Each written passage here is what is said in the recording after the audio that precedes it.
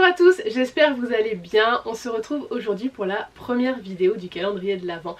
Je me suis lancée comme défi de faire une vidéo par jour pendant 24 jours, donc du 1er au 24 décembre. Et pour renouer avec les débuts de la chaîne, on commence par une vidéo Disney. Je vais vous présenter ma collection de sacs Launchfly. Je n'ai que des sacs Disney Pixar dans ma collection, sauf un qui est un Marvel et un qui est sans licence. N'hésitez pas d'ores et déjà à me lâcher un petit like, un petit commentaire, ça fait toujours plaisir. Dites-moi par exemple si vous avez ou avez eu un sac Launchfly. Et pour la majorité silencieuse, mettez-moi un petit emoji sac. J'ai acheté mon premier Launchfly il y a des années. Alors quand exactement, je pense que c'était avant la naissance de ma fille. J'ai aucune notion du temps. Je suis une grosse bille pour ça. En tout cas, ça fait, je pense déjà 2-3 ans que j'ai pas acheté un Launchfly, ça c'est sûr. Mais ouais, j'ai dû commencer avant la naissance de ma fille. Donc ma fille est née en avril 2020. Donc voilà, ça doit remonter à 2019. Mon premier Launchfly. Bref, ça fait longtemps, ce qui fait que tous les sacs que vous allez voir là, ben, vous les trouvez plus dans le commerce, sauf peut-être exception parce qu'ils ont été réédités et encore. Alors je suis plus trop l'actu Launchfly, j'ai vu passer les nouveaux sacs où je me suis dit j'aime pas du tout leur nouveau modèle et c'est une des raisons pour laquelle je n'achète plus de Launchfly parce que vous allez voir, j'achète un style particulier, j'aime bien quand ils sont assez discrets, des petits motifs dessus. Alors que maintenant, les sacs Launchfly, c'est des espèces de gros motifs, même en holographique et tout. Je les trouve un peu cheap, je les trouve pas travaillés. Enfin bref, j'aime pas les nouveaux modèles Launchfly. Sauf, là ils ont sorti, enfin là, il y a un moment déjà, ils ont sorti par exemple une collection Harry Potter que je trouve super sympa. Je m'étais dit que je prendrais peut-être le pouf souffle. Mais voilà, je l'ai pas fait parce que je suis sûre que je l'aurais jamais porté. Il y a peut-être un ou deux modèles par-ci par-là dans les nouveaux qui sortent qui me plaisent parce qu'ils sont dans le style de mes sacs, donc dans l'ancien style. Mais clairement, j'aime pas les nouveaux Launchfly, donc je n'en achète plus depuis un moment. Et donc ça sert à rien de me demander où j'ai eu tel ou tel modèle parce que vous ne les trouverez plus dans le commerce. Franchement, je suis en train de regarder, il y en a aucun. Je pense que vous pourrez retrouver peut-être le mari des Aristochats. Mais c'est tout, vous les trouverez pas dans le commerce, le seul moyen de vous les procurer c'est du coup le marché de l'occasion, donc Vinted, Le Bon Coin, eBay, etc. Vous aurez peut-être plus de chance en import, donc acheter par exemple sur le eBay US ou eBay UK pour en trouver que en France, mais voilà, vous les trouverez pas dans les boutiques classiques ceux-là. Il y a même certains sacs que vous allez voir dans ma collection qui ne sont jamais sortis sur le marché français, que j'ai fait importer des États-Unis, importer du Royaume-Uni, que j'ai fait importer même d'Australie. Typiquement le sac Pixar bleu, vous verrez avec un petit porte-clés Buzz, c'est un import et à chaque fois que je l'ai porté, je suis allée dans des lieux où il y avait des fans Disney, que ce soit sur le parc, même à Miniso, on m'a fait la réflexion, on m'a demandé où j'avais eu ce sac. Je me suis fait vraiment arrêter dans le parc par des japonaises et d'autres personnes pour savoir où j'avais eu ce sac et c'était un import, donc voilà, c'était impossible de le trouver et en plus je l'avais eu il y a des années. Donc voilà, ce sont des sacs qui sont difficiles à trouver même en occasion, je suis vraiment désolée. Est-ce que j'utilise mes sacs ? Oui et non, vous allez voir, je vous ferai le détail de chaque sac, mais il y en a certains, je vais les porter au quotidien. Il y en a d'autres, il y a toujours les étiquettes, je les ai jamais portées. Comme j'ai pas mal de sacs discrets, c'est vrai que je les emporte facilement pour aller faire mes courses, pour aller faire un tour de vélo, quand je vais à Paris. Voilà, quand je vais, sans aller sur le parc particulièrement, quand je vais juste à Paris, c'est des sacs que je prends. Voilà, je les prends assez facilement pour la plupart. Il y en a d'autres qui sont moins faciles à porter, du coup que je ne prends pas. Il y en a d'autres qui sont comment dire, trop fragiles, je les prends pas aussi pour pas les abîmer, mais voilà, je porte quand même mes sacs. Il y a un Launchfly qui sort de ma collection que je vais vous faire gagner en concours, c'est celui-ci, donc c'est un La Belle et la Bête façon vitrail qui est magnifique et vous l'aurez à gagner sur Instagram. Désolée pour ceux qui n'ont pas Insta, mais voilà, c'est comme ça. Vous avez mon Insta en partie plus information, donc le concours se déroulera au mois de décembre, je sais pas exactement quand, mais bon voilà, direction Insta, vous aurez toutes les infos. Allez c'est parti, je vous fais le tour de ma collection. Mes Launchfly sont répartis sur mon mur de collection, au-dessus de mes bibliothèques, sur un mur, j'en ai un là-haut, et derrière la porte ce sont ceux que je dois mettre en vente, et d'ailleurs il y avait normalement deux autres crochets ici, ce sont les seuls qui sont détachés, je sais pas pourquoi. Les sacs que je dois mettre en vente dans ma collection, ce sont ceux pour lesquels j'ai le moins d'attachement, voilà, que j'ai pas spécialement envie de garder, ne serait-ce que par collection, que j'ai pas trop envie de porter, voilà, bref il y a plusieurs raisons qui font que j'ai pas trop envie de les garder. Le Alien de Pizza Planet, je vous avoue que j'hésite un petit peu parce que je le trouve super sympa, mais j'ai le sac Pixar qui, voilà, qui a aussi des références à l'Alien. Donc je pense que c'est un des derniers que je mettrai en vente parmi tous ceux que je dois mettre, mais je pense quand même qu'il partira à la vente. Le Pinocchio, je le trouve magnifique. J'ai longtemps hésité avant de le mettre en vente. De toute façon, s'il est encore là, c'est que je me suis pas complètement décidée à le mettre. En fait, typiquement, ces deux sacs. Quand j'allais encore sur le parc, en fait, je pouvais encore les porter. Sauf que maintenant, je n'ai plus de passe annuel et je suis retournée à Disneyland Paris en septembre et je me suis dit, j'ai pas envie d'y retourner avant un moment. Donc les Disney Band, je suis pas prête d'en refaire. Donc en fait, ce sont des sacs que je suis pas prête de reporter. Voilà, je suis en train de faire ma petite thérapie là en même temps et c'est là où je prends la décision que oui, ils doivent partir à la vente parce que sinon ils vont être stockés là pour rien. Le Peter Pan. À la base, je voulais un sac par dessin animé parce que justement j'étais passeport annuel, je voulais faire des Disney Band et tout, donc je voulais avoir un sac pour toutes les occasions. Et le sac Peter Pan qui me faisait extrêmement envie, c'était celui qui sortait en collection limitée tous les mois sur le shop Disney, qui était impossible à avoir, qui était revendu 200 balles sur Vinted, et j'ai dit bon, tant pis, je laisse tomber, mais je voulais quand même un Peter Pan, donc j'ai pris celui-là. Lui, il a une particularité, c'est qu'il a des éléments phosphorescents, donc en gros des éléments qui vont briller quand il fait nuit. Donc j'avais pris ce modèle-là pour compenser un petit peu ce sac que je n'avais pas eu sur le shop Disney. Et au final, bah je l'aime pas plus que ça. Donc voilà, je m'en sépare. Celui-ci, c'est un sac du coup Parks, donc Disneyland Paris, un sac qui est vendu sur les parcs, mais que vous pouviez aussi, je crois, trouver sur le shop Disney. Je crois que je l'ai eu sur le shop Disney. Bref, ce sont des sacs un peu exclusifs. Les sacs sequins, il y en a globalement aucun qui me plaît. Je dis ça, mais en fait j'en ai deux dans la collection, c'est complètement débile. Mais bon, je vais vous en parler un peu plus. Pourquoi j'ai pris ce sac-là? Tout simplement parce que c'est le Fantasia, donc Mickey l'apprenti sorcier.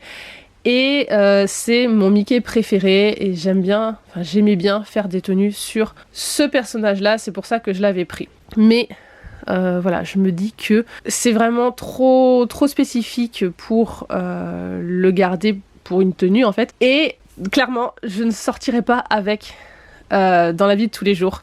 Pour aller me balader, voilà, les sequins, voilà, je trouve ça beaucoup trop flashy. Ensuite, celui-ci, c'est un princesse. En soi, je pourrais le garder pour tous les jours. Mais je me dis que j'ai déjà beaucoup de sacs. Donc, je suis en train de vous dire ça, je suis en train de le regarder et je me dis que peut-être je vais le garder parce que il est franchement super mimi. Donc vous avez Blanche-Neige, Aurore, Réponse, Ariel, Tiana, Mulan, Belle et je crois qu'on est pas mal niveau princesse. Donc c'est un sac qui est super intéressant, qui peut faire plusieurs Disney Band. Et je vais peut-être le garder celui-là. Il va falloir que je réfléchisse. Le Pascal de Réponse, je ne l'ai jamais porté. Je ne sais pas pourquoi, mais voilà, j'ai tendance à un peu prendre toujours les mêmes sacs aussi. Donc voilà, je l'ai jamais porté celui-là. C'était un import? Je sais plus. Franchement, je pourrais pas vous dire d'où viennent la plupart des sacs. Ensuite, le Bambi, que je trouve vraiment canon et passe-partout. C'est pour ça que lui, par contre, je l'utilise au quotidien. Ensuite, le Rebelle. Alors lui, je l'ai jamais porté parce que vous n'allez pas voir, hein, mais il a plus un aspect velours et j'ai un peu peur qu'il s'abîme. Voilà, c'est peut-être un peu débile de ne pas mettre un sac de peur qu'il s'abîme. Mais voilà, je le trouve vraiment beau et j'ai jamais osé le porter. Le Hercule, lui, je l'ai porté qu'une seule fois, en convention. Manga. D'ailleurs, ça avait fait réagir des personnes, des nanas à côté de qui je passais, c'était assez rigolo. Et voilà, canon aussi, je sais qu'il est hyper recherché celui-là. J'ose pas trop le porter de peur de l'abîmer parce que c'est vraiment un de mes préférés, je l'adore trop. Ensuite, le Olaf. Je crois que lui, je l'avais acheté en Irlande. Si je dis pas de bêtises, j'étais passée dans un Disney Store et je l'avais pris à ce moment-là. Ah, je sais plus. En tout cas, je sais que je l'avais vu dans un Disney Store à Dublin.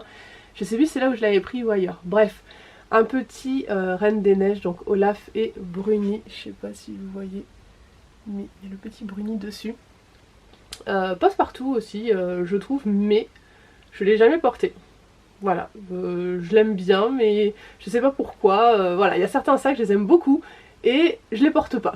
Me demandez pas pourquoi. Le Roi Lion, pareil, un sac que je trouve qui est très passe-partout. Par contre lui il a une forme assez particulière. Autant tous mes sacs, il me semble, hein, à part les sacs à main, ont une poche comme ça sur le devant.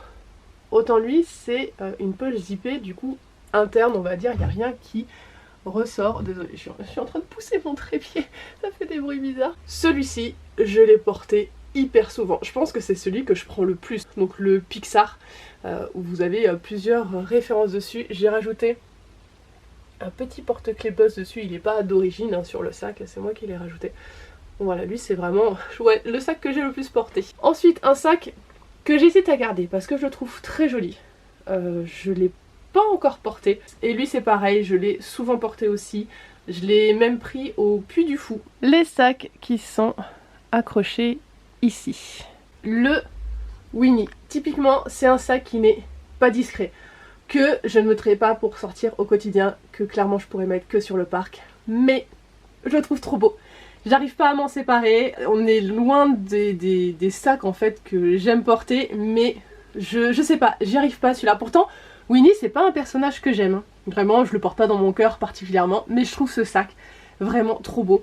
Mais voilà, pas facile à porter, donc que sur le parc, et en plus il a une texture, vous voyez, peau de pêche veloutée, donc un sac en plus qui va s'abîmer facilement. Il n'y a rien qui va sur ce sac, vraiment, il a aucun critère pour qu'il puisse rester dans ma collection, mais il y reste. Le sac Bergère, un sac qui est aussi très rare, très recherché. J'ai eu déjà plusieurs demandes pour me l'acheter si jamais je m'en séparais. Je l'ai jamais porté, je le trouve super beau. Je me dis que je le porterai pas au quotidien, que peut-être il serait temps qu'il quitte ma collection. Mais je sais pas, j'y arrive pas aussi à m'en séparer, à le vendre. J'avais fait des chaussures sur le thème de la bergère, je m'étais dit je ferai un Disneyland dessus, et puis est arrivé le Covid, et puis ça a été voilà, plus compliqué. Le Dumbo, c'est un de mes premiers sacs, je l'aime tellement, je le trouve trop beau. Je l'ai déjà porté plusieurs fois, vraiment c'est un de mes chouchous ce petit Dumbo. Le Mari, lui à l'époque quand il est sorti, je l'avais pas pris et j'étais dégoûtée parce que je le trouvais trop beau et il était introuvable ou à des prix abusés. Et puis à un moment, Loungefly l'a réédité et du coup j'ai sauté dessus, donc j'ai eu mon sac Marie que je trouve trop beau, hyper passe-partout. Lui pareil, je le porte aussi souvent quand je sors. Un de mes deux sacs sequins que voilà, je trouve pas du tout passe-partout pour le coup. Et pourquoi je l'ai pris? À la base, je voulais faire une tenue sur le thème en fait de l'attraction, donc c'est l'attraction It's a Small World. Et finalement je l'ai jamais fait, enfin je l'ai jamais faite. Je pense que celui-là il va partir à la vente. Vraiment parce que je le porterai même pas sur le parc je pense. Et le petit dernier sur ce mur, un de mes préférés aussi, je l'aime tellement ce sac. Et je le porte aussi souvent, c'est un sac Mouchou et Kriki. Regardez le détail, on a Kriki là en métal. Avec voilà, Mouchou et Kriki en dessin. Clairement, on fait plus ce genre de sac chez Loungefly, vraiment des sacs un peu travaillés. Sur cette étagère, c'est le seul Loungefly qui n'est pas un Disney et qui n'a pas de licence. Tout simplement, voilà, c'est juste un Loungefly sur le thème d'Halloween. Voilà, un peu Dia de los Muertos. Je le trouvais super beau. Voilà, c'est mon seul non Disney. Et lui, je l'ai déjà porté sur le parc pendant la saison d'Halloween. Et on termine par ceux qui sont exposés dans mon mur de collection. Le Mickey Citrouille, alors c'est un sac particulier, donc c'est un sac en bandoulière. Bon, la bandoulière est à l'intérieur, hein, mais je le trouvais rigolo et typiquement c'est le genre de sac que je vais porter que sur le parc. Donc qui techniquement ne devrait pas rester dans ma collection, mais je le trouve trop mignon et en déco je trouve qu'il passe trop bien. Un de mes sacs chouchou qui est sur un de mes Pixar chouchou. Coco, pareil, il est un peu particulier, il n'a pas la poche avant qui est classique, comme tous les Loungefly, donc zippé. Là on a vraiment un bouton pression, mais sinon après le reste du sac, il est comme tous les autres, il est vraiment beaucoup trop beau. Lui par contre je ne l'ai jamais porté. Ensuite on a un sac à main, vous avez là, attendez, non ça c'est le miroir, c'était la chaîne que je voulais. Hop, on a une chaîne comme ça, donc le petit miroir. Donc le sac, de Blanche-Neige avec la pomme empoisonnée que je n'ai jamais porté. Pareil, je voulais faire une tenue, je vous montre le côté, comment il est, c'est vraiment ça qui s'ouvre sur le haut. Je voulais faire une tenue voilà, sur ce thème là. J'ai acheté pas mal de Loungefly dans un but vraiment de Disney Band et ben il y a le Covid qui est arrivé, du coup moi sur le parc et du coup moins de tenues, et puis ma fille qui m'a pris beaucoup de temps, donc moi sur le parc aussi, et au final le Disney Band s'est passé un peu à la trappe. Donc c'est vrai que j'ai pas mal de sacs qui ne me servent plus voilà, dans ce but là. Techniquement il faudrait que je le revende, mais je trouve qu'il rend bien dans le décor. C'est pour ça que je le garde, mais c'est un sac qui va potentiellement partir aussi à la vente à un moment. Le Lotso, un de mes sacs, pas du tout passe-partout, mais je le trouvais trop mignon et en plus il sent la fraise. Voilà, il m'en faut pas plus. De toute façon j'adore Lotso, vous voyez, ça va très bien la grosse peluche avec l'illustration. Voilà, là c'est un peu le sac... mon craquage un peu de gamine, on va dire ça comme ça. C'est pareil, c'est un sac qui je pense à un moment va partir parce que à part trôner dans mon décor, voilà, je le porterai pas. Je viens de le sentir. Ce sac il a quand même quelques années et il sent toujours la fraîche, je trouve ça incroyable. On a le lapin blanc, pareil, sac pas du tout distrait, oh là là, discret, mais que j'ai déjà porté sur le parc. La première fois que j'ai amené ma fille à Disneyland Paris d'ailleurs, donc voilà, c'est un petit peu sentimental, voilà, c'est le sac que je portais ce jour-là. Je le trouve super joli et franchement Alice c'est un thème que j'aime beaucoup. Ici un sac que je porte souvent aussi, attendez, je vais libérer l'espace devant. C'est un sac à main, l'étrange Noël de Monsieur Jacques, que je trouve trop beau, que je trouve discret, vraiment faut mettre le nez dessus pour repérer que c'est un Disney, donc c'est un sac en bandoulière hein, qui s'ouvre comme ceci, rayé à l'intérieur. Donc c'est vrai qu'au quotidien je le porte très facilement et voilà, c'est le sac le plus facile à porter de ma collection. Et on termine avec ces trois sacs. J'ai tout d'abord le Captain Marvel qui est un sac en bandoulière, il y a la sangle à l'intérieur. Pareil, un sac que je peux porter facilement au quotidien. Le sac culotte de Mickey, je l'ai jamais porté. Non, je crois pas que je l'ai déjà porté. Allez, cependant comme ça, vous avez... Attendez. À l'intérieur, il y a la bandoulière. Et je sais pas, j'ai eu un coup de cœur sur le moment quand je l'ai découvert. C'est quoi cette tache? Ça, c'est en train de s'enlever, va falloir que je regarde ça. J'ai eu un coup de cœur en le voyant. Quand je l'ai reçu en vrai, je sais pas, j'ai été déçue. Je le trouvais pas spécialement pratique. Et la seule fois où je m'en suis servie, c'était, vous allez trouver ça bizarre, à notre mariage. Alors notre mariage, on l'a vraiment fêté, on a invité 10 personnes, on l'a pas célébré, on a juste fait la mairie et un resto et basta, franchement, pas de fleuriste, pas de photographe et tout, on a fait au plus simple. Mais je voulais que nos invités nous laissent des petits mots pour notre mariage et ça a été l'urne de notre mariage. Voilà pour la petite anecdote de ce sac, mais sinon je l'ai jamais utilisé. Et le petit dernier, c'est un sac que je pense revendre parce que il est facile à porter, je le trouve assez discret et tout, il est plutôt souple pour un sac à main contrairement à beaucoup de Loungefly. Je crois pas qu'il y ait une sangle à l'intérieur. Ah si, il y a une sangle. Il y a aussi une sangle, autant pour moi. Mais, bah, regardez, il y a encore l'étiquette. Je l'ai jamais porté. Et je pense que je le porterai jamais, tout simplement.